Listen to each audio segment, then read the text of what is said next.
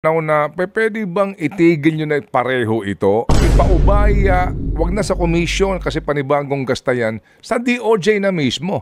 Para po ang DOJ, mangalap na po ng impormasyon at kung matibay, isampa na ang kaso. After all, yan din ang challenge po ng dating presidente. Kasuhan nyo na ako. Por Diyos po, sa kakapal ng muka. Ang dating lang sa akin bilang nanonood po, pangkaraniwang mamamayan na may mga ayaw kayong payagan na humarap sa kanila. Parang ganun po ang dating. Taking mga bad words, well, I think we have passed through that era Yung mga pagmumura, and we want to put back the moral decency, on the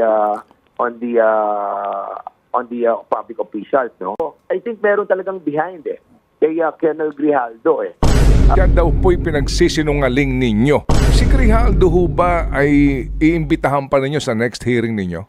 So, nung nakiusap si Colonel Garma na kausapin si Colonel Grijaldo, kasi nga, kaibigan nga daw niya. So, yun nga, pinatawag namin doon sa may likod para at least malaman kung totoo yung mga sinasabi ni Colonel Garma about doon sa kanya affidavit. So, sinabi naman niya na wala siyang alam doon sa reward system.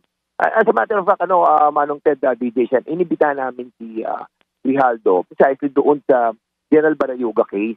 Yung pagpatay kay General Barayuga dahil siya ang chief of police ng Mandaluyong. So, unfortunately, nagulat kami nang umapir siya doon sa Senado at sinasabi nila na meron silang bombshell about doon sa amin. At ito pala yung bombshell nila. I think we're not giving so much importance doon sa ni Grijaldo. But unfortunately, meron siyang mga sinabi na coercion, harassment. Well, kung meron kaming ginawang coercion sa kanya, sa harassment, bakit hindi siya agad nagsalita?